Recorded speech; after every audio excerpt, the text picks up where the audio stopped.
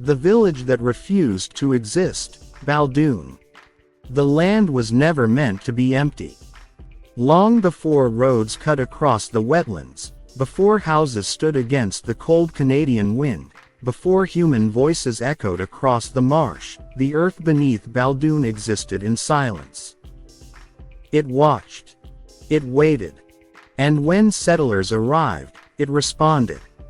In the early 19th century, Scottish immigrants came to the remote wilderness of Upper Canada, carrying hope stronger than fear. They were promised fertile land, prosperity, and the chance to build a future free from poverty.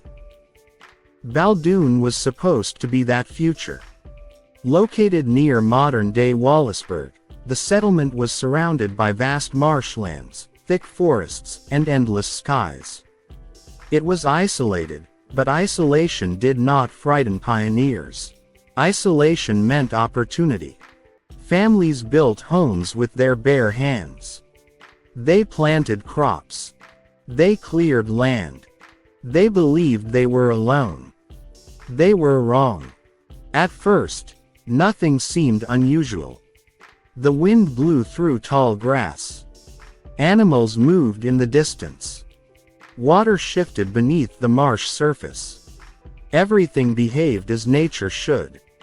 Until one night, when something unnatural made its presence known. John MacDonald was asleep in his bed. The night was quiet, cold, and still. Then suddenly, without warning, his bed began to move. Not gently. Not slowly. Violently. It shook beneath him as if invisible hands gripped the frame and tried to throw him onto the floor. He woke instantly, heart racing, breath frozen in his chest. He looked around. Nothing was there. No intruder. No animal. No explanation. The shaking stopped as suddenly as it began. He told himself it was nothing. A dream. Fatigue. Imagination. But the next night, it happened again. And again. Each time stronger. Each time more aggressive. Each time impossible to ignore. Soon, the disturbances spread beyond his bed. Knocking sounds echoed through the walls. Scratching noises came from empty corners. Heavy footsteps moved across the floor, even when no one walked inside the house. His family heard them too. They searched every room. Every window. Every shadow. There was never anything there. Then the attacks escalated. One evening, as the family sat together, a stone crashed through their window. Glass shattered across the floor. The family jumped in shock. John ran outside immediately, expecting to find someone fleeing into the darkness. But the land was empty. There were no footprints. No figures. No sound. Only silence. Then another stone flew through the window. This time, they watched it happen. It came from nowhere. There was no hand throwing it. No force visible. It simply appeared and struck. Fear began to replace reason. Neighbors heard about the attacks and came to witness the phenomenon themselves. Many believed there must be a simple explanation. Until they saw it. Objects moved without being touched. Furniture shifted across the room. Small items lifted and fell. Not once. Not twice. But repeatedly. Witnesses stood frozen, unable to explain what they were seeing. Some fled immediately. Others stayed, unable to look away. The disturbances grew more violent. Loud explosions erupted inside the house without warning. Walls shook. Windows rattled. The air itself seemed alive with unseen motion. Then came the fires. Clothing burst into flames while hanging undisturbed. Curtains ignited suddenly. Blankets caught fire without heat or spark. Family members rushed to extinguish them, their hands trembling as they fought flames that had no source. Sometimes, fires appeared while people watched. There was no delay, no build-up, just sudden combustion. As if something invisible chose its moment. As if something invisible wanted them gone. Word spread quickly through Baldoon. People whispered about curses. About spirits. About forces older than the settlement itself. Officials were called to investigate. They arrived expecting hysteria. They left with questions. They examined the house carefully. They searched for hidden mechanisms. They looked for fraud. They found nothing. The damage was real. The fear was real. And whatever caused it left no trace. But one detail became impossible to ignore. The attacks followed John MacDonald. If he left the house, the disturbances stopped. If he returned, they resumed. If he traveled elsewhere, the phenomenon appeared near him. It was attached to him. Focused on him. Targeting him. This realization terrified the family more than anything else. Because it meant the threat was not tied to the building. It was tied to the man. Witnesses reported seeing objects fly directly toward him. They described stones striking near his feet. They described furniture moving when he entered the room. It was as if something watched him constantly. Studied him. Waited for him. John himself began to change. Sleep became impossible. Peace became impossible. He lived in constant fear of the next attack. He never knew when it would come. Only that it would. Days passed. Weeks passed. The attacks never stopped. Neighbors refused to visit. Some settlers abandoned nearby homes. The reputation of Baldoon changed. It was no longer seen as a place of opportunity. It became a place of fear. A place people avoided. A place people whispered about. Then came the worst incident. One night, gunfire erupted inside the house. Bullets struck walls. Wood splintered. The family dropped to the floor, expecting death. But there was no shooter. No weapon. No smoke. No explanation.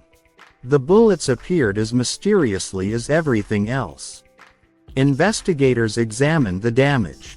They confirmed the impact marks. They confirmed the destruction. They could not explain how it happened. The situation had moved beyond reason. Beyond science. Beyond understanding. Desperation began to consume the family. They considered abandoning their home. Leaving everything behind. But leaving meant surrender. Leaving meant accepting defeat by something they could not see. Something they could not fight. Something they could not understand. Then came an unexpected offer of help. A local indigenous spiritual leader listened carefully to their story. He did not laugh. He did not dismiss their fear. He believed them. He told John that the land itself was disturbed. He said something had been awakened. Something angry. Something territorial. He offered a solution. A ritual. He instructed John to create a silver bullet. He told him to load it into his gun. He told him to walk outside at night. He told him to fire it into a specific tree. John did not fully understand. But he had nothing left to lose. The attacks had taken everything from him. His sleep. His safety. His peace. His life had become a nightmare. So he followed the instructions. He prepared the silver bullet carefully. He waited until night fell. He stepped outside alone. The air was cold and silent. The marsh stretched endlessly before him. The tree stood in the distance. Still. Waiting. He walked toward it slowly. Every step heavy with fear. Every step filled with uncertainty. He reached the tree. He raised the gun. He aimed carefully. For a moment, everything was silent. Then he fired. The sound echoed across the marsh. And immediately, something answered. A scream. Not human. Not animal. Something else. Something unnatural. Something filled with rage and pain. Witnesses heard it. They described it as a sound unlike anything they had ever known. It echoed across the land. Then stopped. Suddenly. Completely. After that moment, everything changed. The attacks ended. No more shaking beds. No more flying stones. No more fires. No more gunfire. No more footsteps. Nothing. The force that had tormented the family was gone. Forever. The silence returned. But it was no longer peaceful. It was heavy. Unsettling. As if the land itself remembered what had happened. The MacDonald family remained in Baldoon, but they were never the same. They lived with the memory. They lived with the fear. They lived with the knowledge that something had targeted them. Something had chosen them. And something had nearly destroyed them. News of the events spread far beyond the settlement. Some believed it was supernatural. Others believed it was psychological. Some believed it was something science could not yet explain. But everyone agreed on one thing. It had happened. Witnesses confirmed it. Damage confirmed it. History recorded it. Baldoon became known as one of the most disturbing documented poltergeist cases in North America. Even today, researchers debate what truly occurred. Some believe intense emotional stress can trigger physical manifestations. Others believe the phenomenon was tied to the land itself. Some believe it was a spirit defending its territory. Some believe it was something else entirely. Something unknown. Something beyond human understanding. The land where Baldoon once stood still exists. Grass grows. Wind moves. Water flows. But the story remains. A reminder that not everything can be explained. A reminder that sometimes, the unknown reaches into the human world. And when it does, it leaves scars. Baldoon was not destroyed by war. It was not destroyed by famine. It was not destroyed by nature. It was nearly destroyed by something unseen. Something that refused to share its land. Something that refused to be ignored. Something that refused to exist. And yet, it did. The village survived. The family survived. But the mystery never died. Because somewhere in the silence of the marsh, beneath the wind and water and earth, something once awakened. And no one can say with certainty that it will never awaken again.